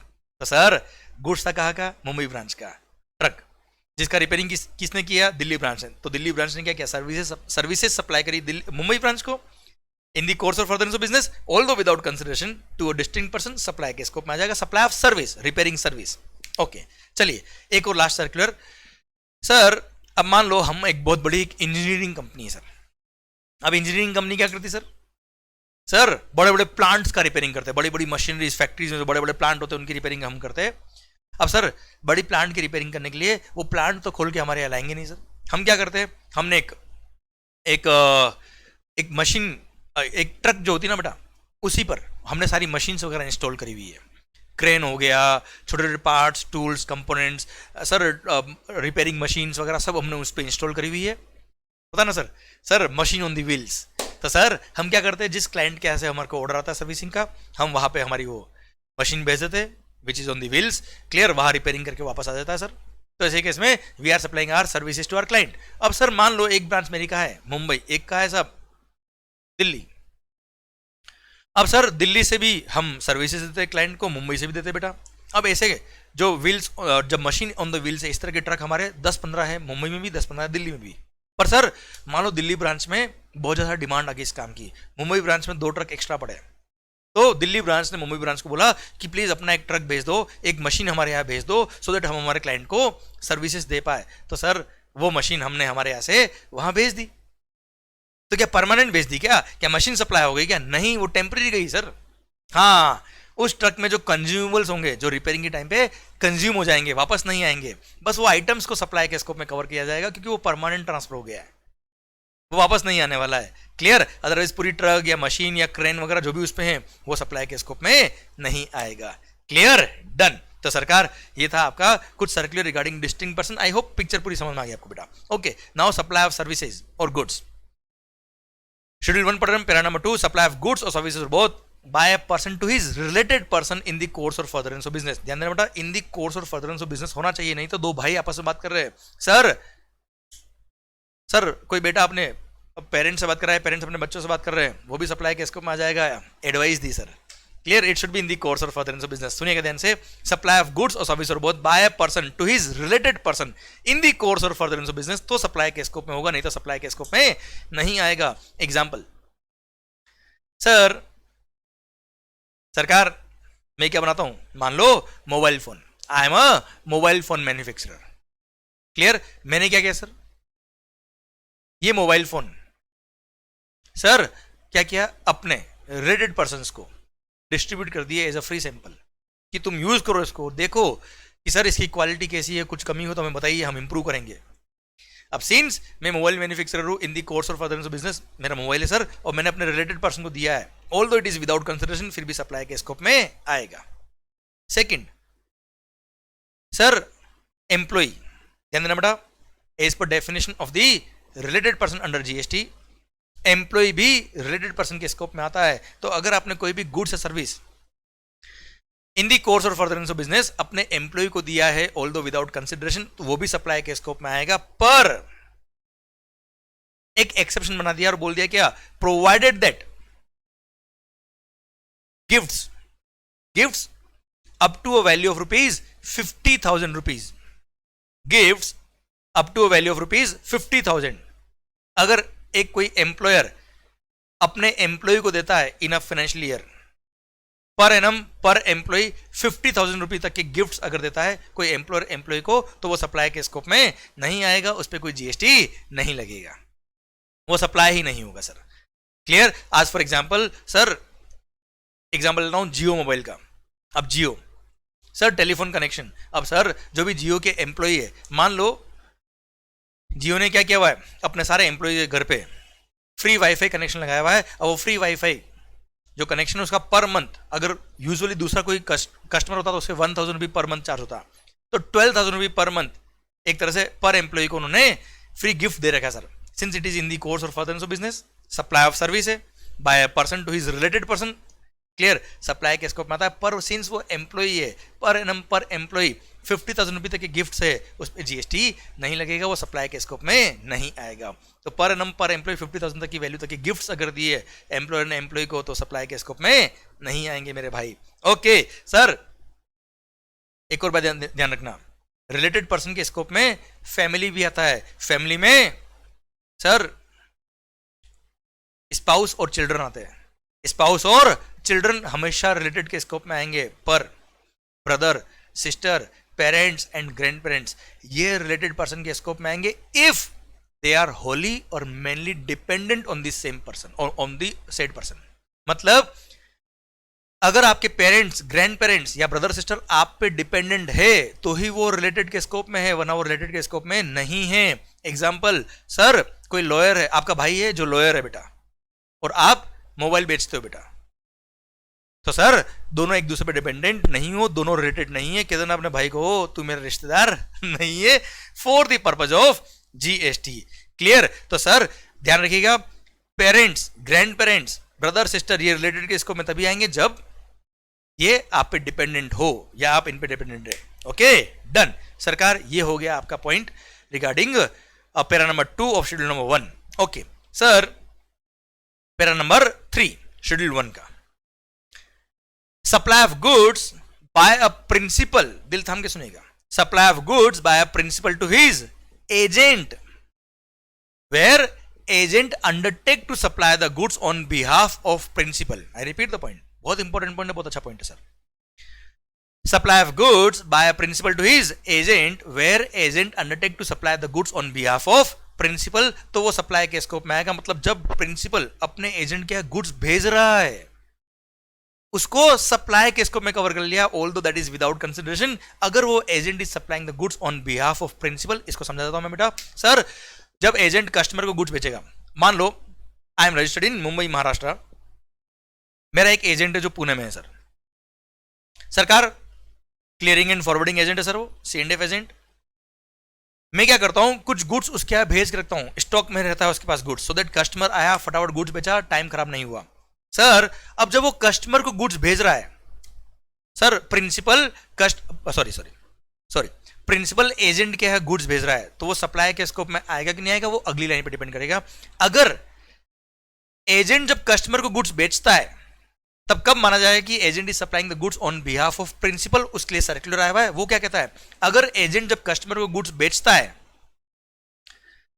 एट द टाइम जब वो इनवॉइस इश्यू कर रहा है, तो वो खुद के नाम का बिल इश्यू कर रहा है. Agent is issuing the invoice in his own name to the customer. It means agent is supplying the goods to the customer on his behalf, on the behalf of principal. तो सुनना बच्चों ध्यान से, तो agent अगर customer को खुद के नाम का बिल दे रहा है, इसका मतलब तो ये हुआ ना सर, प्रिंसिपल ने एजेंट को गुड्स भेजा होगा और वो एजेंट की गुड्स मानी जाएगी, तब जाके तो वो एजेंट कस्टमर को गुड्स बेच रहा है. तो ऐसे केस में प्रिंसिपल ने जब एजेंट को गुड्स भेजी तो मान लिया जाएगा वो सप्लाई के स्कोप में आएगा, क्योंकि कोई गुड्स का मालिक अगर एजेंट है on record of the GST, तभी तो वो अपना बिल रेज करके कस्टमर को दे पाएगा गुड्स. तो प्रिंसिपल के यहां से एजेंट गया, जब गुड्स गया तो उसको सप्लाई के स्कोप में मान लिया जाएगा, उसको जीएसटी लगा दिया जाएगा. तो sir supply of goods by principal to his agent where agent undertake to supply the goods on behalf of principal. और अगर एजेंट खुद का बिल अगर इश्यू कर रहा है, खुद के नाम का बिल इश्यू कर रहा है, तो वो सप्लाई के, तो जब प्रिंसिपल के यहां से एजेंट को जाएगा वो सप्लाई के स्कोप में आएगा, बिल पे जीएसटी लगेगा, उसका क्रेडिट एजेंट ले लेगा. एजेंट जब कस्टमर को बिल लिखेगा उस पर जीएसटी लाइबिलिटी आएगी, उस क्रेडिट को यूज कर लेगा सर, बैलेंस पे कर देगा. क्लियर? पर अगर वो एजेंट जब कस्टमर को गुड्स बेच रहा है उस टाइम बिल बुक यूज कर रहा है, इनवॉइस बुक यूज कर रहा है किसका? प्रिंसिपल का. If that agent is using the invoice of principal, मतलब जब कस्टमर को गुड्स बेच रहा है एजेंट, तब बिल किसका जा रहा है बेटा? प्रिंसिपल का ही बिल जा रहा है. इट मींस कस्टमर को गुड्स बेचा किसने? प्रिंसिपल ने बेचा, एजेंट तो बेच नहीं रहा है. क्लियर? तो ऐसे केस में प्रिंसिपल के यहां से एजेंट के यहां जब गुड्स जाएगा वो सप्लाई के स्कोप में नहीं आएगा, इस पे कोई जीएसटी नहीं लगेगा, मियर डिलीवरी चालान के थ्रू ही गुड्स वहां पहुंच जाएगा. और जब एजेंट कस्टमर को गुड्स बेचेगा तब प्रिंसिपल का इनवॉइस कस्टमर को जाएगा, तब सप्लाई के स्कोप में प्रिंसिपल टू डायरेक्ट कस्टमर होगा. क्लियर? और एजेंट अपना कमीशन का बिल लिख देगा किसको? प्रिंसिपल को. उस पे सप्लाई ऑफ सर्विस का वो बिल लगा देगा और जीएसटी लगा देगा सर. क्लियर? डन. सर ये है क्या प्रिंसिपल टू एजेंट. अच्छा एक बात तो ध्यान देना बेटा, एडिशनल बात बता रहा हूं, सर्कुलर में भी आया हुआ है, आगे रजिस्ट्रेशन में भी हम पढ़ेंगे. यह लिखा है क्या, अगर agent is supplying the goods on behalf of principal, मतलब एजेंट खुद के नाम का बिल इशू करा है कस्टमर को, तो ऐसे एजेंट को 20 लाख का कोई बेनिफिट नहीं मिलता है, थ्रेशोल्ड लिमिट फॉर रजिस्ट्रेशन. ऐसे एजेंट को कंपलसरी रजिस्ट्रेशन होता है, हम पढ़ेंगे सेक्शन नंबर 24 में रजिस्ट्रेशन चैप्टर में, पर लिंक करने के लिए बताया मैंने आपको. ऐसे एजेंट को कोई थ्रेशोल्ड बेनिफिट नहीं मिलता है, रजिस्ट्रेशन कंपलसरी कराना पड़ता है. Okay sir. हाँ, अगर वो गुड्स जो बेच रहा है वो एक्सक्लूसिवली एग्जाम गुड्स ही है सर. प्रिंसिपल जो एजेंट को गुड्स दे रहा है वो सारे के सारे कौन है? क्या है? फूड ग्रेन से मान लो, और food grain sir exam from GST. वैसे गुड्स का टैरिफ हमारे कोर्स में नहीं आता, जस्ट नॉलेज के लिए बता रहा हूं. और वो केवल एग्जाम गुड्स से सप्लाई करता है प्रिंसिपल के बिहाफ पे, तो ऐसे केस में तो एग्जाम गुड्स के केस में रजिस्ट्रेशन कराने की जरूरत नहीं होती है, सेक्शन नंबर 23 में ही लिखा हुआ है, तो बात अलग होगी. अदरवाइज ₹1 का भी टैक्सेबल गुड्स उसने सप्लाई किया है ऑन बिहाफ ऑफ प्रिंसिपल, खुद का इनवॉइस अगर रेज कर रहा है एजेंट, तो उसको कंपलसरी रजिस्ट्रेशन है, कोई थ्रेशोल्ड का बेनिफिट नहीं मिलता. माहौल सरकार, आई होप बात आपको पूरी समझ में आ रही है. ओके सर, अब पैरा नंबर 3 में रिवर्स पॉइंट भी है सर. शेड्यूल 1 पढ़ रहे हैं हम, ट्रांजेक्शंस विदाउट कंसिडरेशन जो सप्लाई के स्कोप में आएंगे. Sir supply of goods by agent to his principal where agent undertake to receive the goods on behalf of principal. मतलब मैंने आपको मान लो बाइंग एजेंट अपॉइंट कर दिया, मेरे जितने भी रॉ मटेरियल से जो भी मशीन से आप परचेस करोगे, मेरे बिहाफ पे आप परचेस करोगे, आपका परचेसिंग पावर बहुत जोरदार है. अब आप क्या करते हो, मेरे बिहाफ पे परचेस करते हो, तो सप्लायर से जो बिल लिखवाते हो वो खुद के नाम पे लिखवाते हो, तो you are buying the goods on my behalf. तो सर आपने खुद का नाम का बिल लिखवाया तो क्रेडिट भी आपके पास आ रही होगी. अब ऐसे केस में आप जब एजेंट मेरे को गुड्स भेजेगा तो टैक्स इनवॉइस इश्यू करेगा, ये मानेंगे कि एजेंट ने गुड्स बेचा है प्रिंसिपल को, और सर सेल पर जीएसटी की लायबिलिटी आएगी, और परचेज के टाइम पे जो जीएसटी पे किया उसका आईटीसी एजेंट ले लेगा. क्लियर? ये था पैरा नंबर 3. वापस से बोल देता हूं मैं सर, दोनों पॉइंट वापस बोल रहा हूं. Supply of goods by principal to his agent where agent undertake to supply the goods on behalf of principal. Second, supply of goods by agent to his principal where agent undertake to receive the goods on behalf of principal. चलो एक circular और था वो भी बताता हूं मैं आपको, डेल क्रेडर एजेंट वाला, डीसीएम. मान लो आप कौन हो? डेल क्रेडर एजेंट हो सर, मैं प्रिंसिपल हूं सर. अब डेल क्रेडर एजेंट क्या करता है सर, कस्टमर को एक्स्ट्रा क्रेडिट पीरियड अलाउ कर देता है, उधार अलाउ कर देता है, और उसकी वजह से वो कस्टमर से कुछ एक्स्ट्रा इंटरेस्ट ले लेता है सर.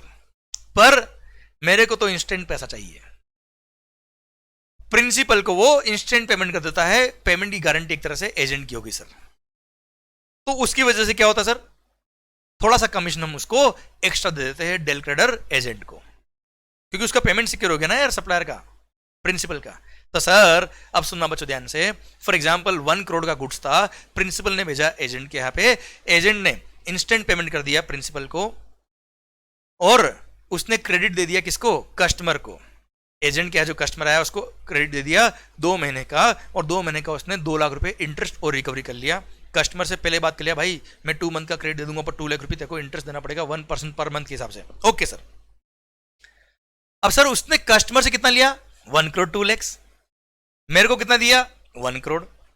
अब समझना बात को ध्यान से, क्वेश्चन ये आया, सर्कुलर ये आया कि जीएसटी जब कस्टमर को बिल जाएगा 1 करोड़ 2 लाख पे लगेगा या केवल 1 करोड़ पे लगेगा, दिस वाज द क्वेश्चन। अच्छा, उससे पहले मैं तुम्हें बताता हूं सेक्शन नंबर 15 जो वैल्यूएशन का है, सेक्शन नंबर 15 सब सेक्शन 2 क्लोज नंबर डी में यह बात लिखी हुई है कि अगर सप्लायर ने कस्टमर से over and about the price कुछ इंटरेस्ट चार्ज किया, लेट पेमेंट फीस चार्ज करी, या कोई डिफॉल्ट किया उसने पेमेंट में, उसके लिए कोई फीस या पेनल्टी चार्ज करी, तो वो भी कंसिडरेशन का पार्ट होगा, वो भी फीस का पार्ट होगा, वो भी वैल्यू ऑफ सप्लाई में इंक्लूड होगा। क्लियर। तो सर अब ये डेल क्रेडिटर एजेंट में अपने को ये डिफाइन करना है कि यहां पे सप्लायर कौन है। अगर सप्लायर एजेंट है और सप्लायर ने अगर इंटरेस्ट चार्ज किया कस्टमर से तो वो वैल्यू का पार्ट बन जाएगा। और अगर सप्लायर प्रिंसिपल है, प्रिंसिपल का बिल गया डायरेक्ट किसको, कस्टमर को, तो प्रिंसिपल के पास तो 1 करोड़ ही आया, वो तो 1 करोड़ पे ही टैक्स लगाएगा। क्लियर। तो सर यहां पे अगेन डिपेंड करेगा कि वो एजेंट क्या शेड्यूल 1 में कवर हो रहा है कि नहीं हो रहा है, मतलब क्या agent is supplying the goods to the customer on behalf of principal. सुनना बात ध्यान से, अगर वो डेल क्रेडिटर एजेंट कस्टमर को जो इनवॉइस लिख रहा है वो प्रिंसिपल का ही इनवॉइस लिख रहा है, मतलब he is not covered in schedule 1, तो ऐसे केस में प्रिंसिपल ही डायरेक्ट गुड्स बेच रहा है किसको, कस्टमर को। यहाँ पे 1 करोड़ पे ही क्या लगेगा, जीएसटी। अच्छा, 2 लाख रुपए जो एजेंट को इंटरेस्ट मिला है वो तो एक तरह से क्या हुआ, एजेंट ने उस कस्टमर को क्या दिया, लोन दिया है, और लोन पे अगर इंटरेस्ट की इनकम होती है तो उस इंटरेस्ट पर जीएसटी एग्जम्प्ट है। ये मेगा एग्जम्प्शन लिस्ट में लिखा है सब, क्योंकि यहां पे agent is not the supplier. Second, अगर agent is supplying the goods on behalf of principal, मतलब एजेंट अपना ही इनवॉइस दे रहा होता किसको, कस्टमर को।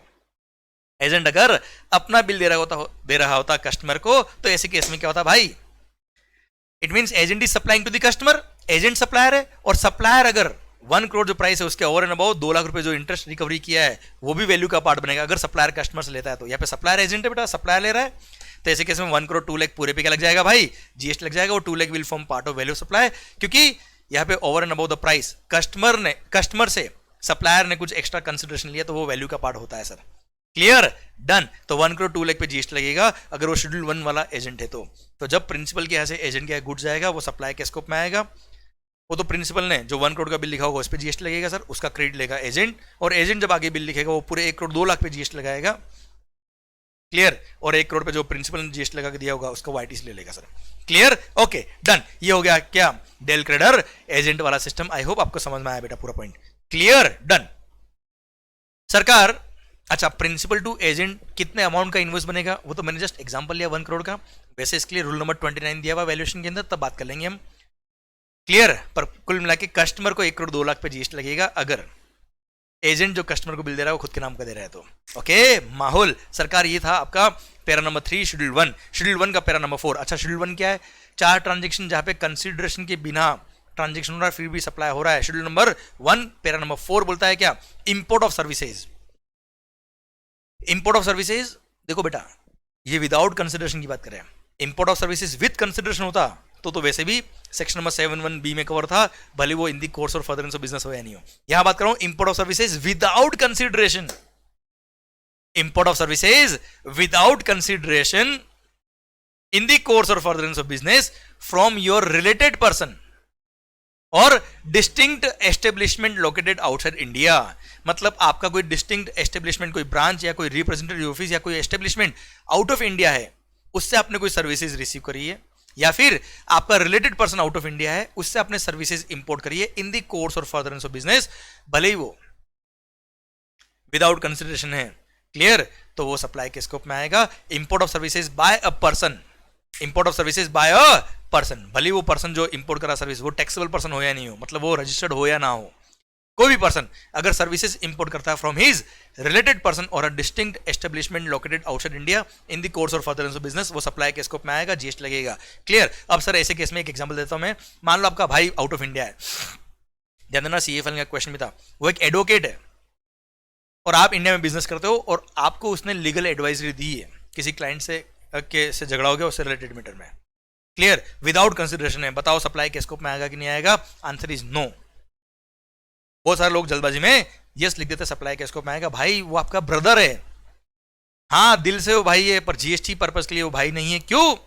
वो रिलेटेड के स्कोप में नहीं आएगा। क्यों? क्योंकि he is not dependent on you, because he is an advocate.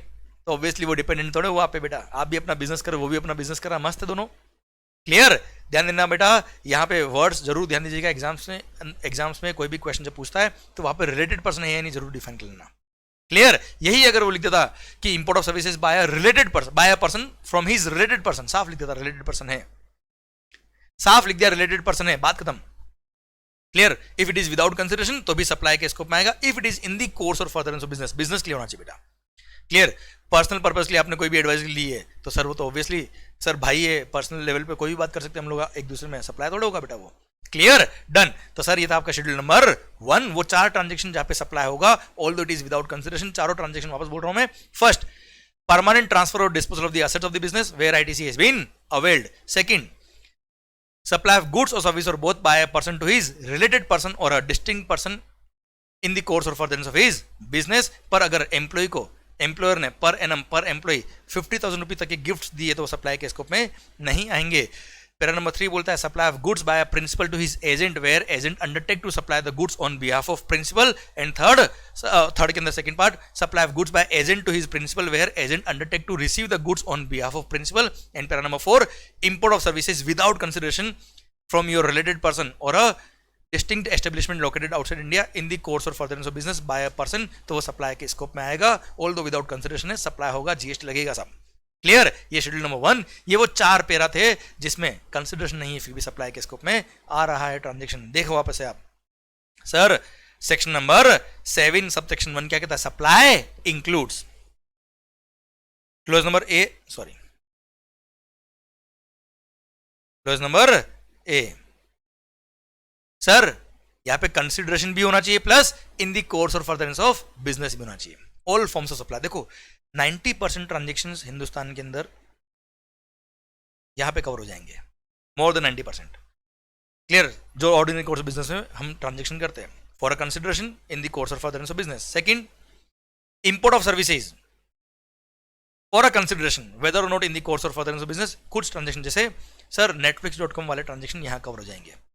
Then sir schedule 1 के 4 ट्रांजेक्शन जहां पर कंसिडरेशन नहीं है फिर भी क्या है? सप्लाई है। सर वो 4 पर्टिकुलर ट्रांजेक्शन यहां कवर होंगे। अब सर जो भी ट्रांजेक्शन यहां पर क्लोज नंबर ए, बी और सी में कवर होते हैं, जो भी क्लोज नंबर ए, बी और सी में कवर होते हैं वो ही सप्लाई के स्कोप में आएंगे, ध्यान रखिएगा बेटा। और अगर कोई पर्टिकुलर ट्रांजेक्शन सप्लाई के स्कोप में आता है तो आगे बात होगा, क्योंकि लेवी होगा तब जाके कलेक्शन की बात आएगी, तब जाके लायबिलिटी की बात आएगी। Sir clear? सबसे पहले होता है लेवी, लेवी होगा तो लायबिलिटी आएगी, लायबिलिटी आएगी तो पेमेंट होगा, पेमेंट नहीं होगा तो कलेक्शन की बात आएगी, सर रिकवरी की बात आएगी। Okay clear? डन। ये हमने पढ़ा सेक्शन नंबर 7 सब सेक्शन 1, बहुत ही इंपॉर्टेंट पॉइंट, सप्लाई के स्कोप में क्या क्या आता है। ओके, अब सब सेक्शन 1A क्या कहता है, सुनिएगा बच्चों ध्यान से। Section number 7 sub section 1A कहता है कि अगर कोई पर्टिकुलर ट्रांजेक्शन सप्लाई के स्कोप में आता है एज पर क्लोज नंबर ए, मतलब as per sub section number 1, मतलब अगर कोई ट्रांजेक्शन ऑलरेडी सप्लाई के स्कोप में है as per section number 7 sub section 1, और वहां पे अगर कोई डिस्प्यूट है कि ये सप्लाई तो है पर सप्लाई ऑफ गुड्स है कि सप्लाई ऑफ सर्विस है, तो वहां पे उन कुछ केसेस के डिस्प्यूट को रिजोल्व करने के लिए शेड्यूल नंबर 2 आया। और यहां पर शेड्यूल 2 केवल और केवल ये डिफाइन करने आया है कि कोई particular transaction supply of goods कहलाएगा कि सप्लाई ऑफ सर्विसेज कहलाएगा। सर ध्यान दीजिएगा, पुराने लॉ में सर्विस टैक्स, एक्साइज, वेट वगैरह में कुछ झगड़े थे जहां पर यह डिफाइन नहीं था कि जैसे वर्क्स कॉन्ट्रैक्ट उसमें सप्लाई ऑफ गुड्स भी है, सप्लाई ऑफ सर्विस भी है, तो वेट के अंदर कुछ पोर्शन पे वेट लगता था और कुछ पोर्शन पे सर्विस टैक्स था, क्योंकि service tax was the revenue of central government, wait was the revenue of state government. झगड़े थे बेटा, रेस्टोरेंट झगड़ा था, फाइनेंस लीज, ऑपरेटिंग लीज झगड़े थे बेटा। इसलिए उन सब डिस्प्यूट्स को खत्म करने के लिए, उन सब डिस्प्यूट्स को क्लेरिफाई करने के लिए शेड्यूल 2 आया। और शेड्यूल 2 ने केवल ये बोला क्या, अगर कोई ट्रांजेक्शन ऑलरेडी सप्लाई है इस पर सेक्शन नंबर 7 सबसेक्शन 1, वहां पे डिस्प्यूट जो है कि ये सप्लाई ऑफ गुड्स है कि सप्लाई ऑफ सर्विस है, उसको हम क्लेरिफाई कर देंगे थ्रू शेड्यूल 2, और वहां पे 7 पैरास दिए जिन्होंने डिफाइन किया कि ये particular transaction supply of goods है, ये particular transaction supply of service है, जो हम पढ़ेंगे अगले सेशन में। आई होप यहां तक पिक्चर आपको पूरी क्लियर है सर, मजा आ रहा है, माहौल बन रहा है आपके एंड पर। और सर सबसे इंपॉर्टेंट है क्या सर, सारी चीजों को समझना। ओके, आई थिंक ये फास्ट ट्रैक बैच आपके लिए यूजफुल रहेगा सारे टॉपिक को फास्ट मैनर में कवर करने के लिए। ओके सर, एक एक एग्जांपल देखिए, मैं कोशिश करूंगा सारे टॉपिक आपको समझा दूं, सो दैट आपके सारे टॉपिक भी कवर हो जाए और टाइम भी आपको कम लगे। ओके चलिए, अभी आपको कुछ क्लिक करना तो कर लीजिए आपके मोबाइल से। यस सर, डॉन के केस में कौन लायबल है, वो वाला स्लाइड मैं हट जाऊंगा आपकी जिंदगी से सामने से।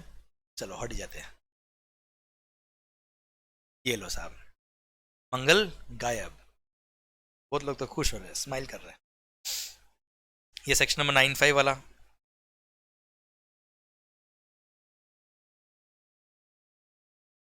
Okay, have a click of this slide, screenshot ले लीजिए या फिर फोटो खींच लीजिए, इसको कॉपी करना आपकी नोटबुक में अगर आपको लगे रिक्वायरमेंट है तो। डन।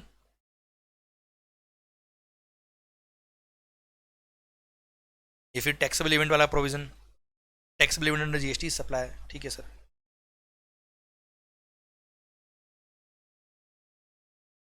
देन सप्लाई का स्कोप, सप्लाई इंक्लूड्स, वैसे हम आगे सब सेक्शन 2, 3 पढ़ेंगे, पर जहाँ तक पढ़ाया उतना एक बार क्लिक कर लीजिए। एंड प्लीज़ ये मेरी रिक्वेस्ट है आप सबसे बच्चों कि जितना आप यहाँ पढ़ रहे हो सेम डे आपके एंड पर कंप्लीट कर लो बुक से, तो ये फास्ट ट्रैक बैच आपके लिए बहुत इफेक्टिव रहेगा। ओके, प्लस मैंने यूट्यूब पे रिवीजन लेक्चर अपलोड किए हुए हैं। ये चैप्टर पढ़ने के बाद, हर चैप्टर पढ़ने के बाद उसका रिवीजन लेक्चर यूट्यूब पे देख लो आप, मजा बनने लग जाएगा, माहौल बनने लग जाएगा, चैप्टर के चैप्टर आपको पूरे पूरे सर आपके दिमाग में रहेंगे, मजा आता रहेगा आपको। कॉपी करो इसको भी। ओके, ये भी एक रिक्वायर्ड। ओके मालिक, ठीक है।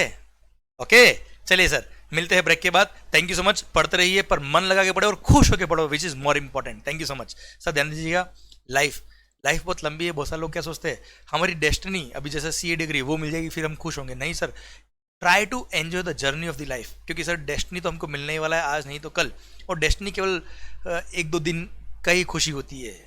क्लियर सर, क्योंकि एक डेस्टिनी मिलने के बाद हमारा टारगेट नेक्स्ट डेस्टिनी होता है। इसलिए जर्नी को एंजॉय करिए, मजा आएगा आपको ज़िंदगी में, मस्त रहिए। और जो जर्नी एंजॉय करता है उसको डेस्टिनी जल्दी मिलती है, अच्छी मिलती है, मजे से मिलती है, माहौल के साथ मिलती है। All the best, take care, love you a lot.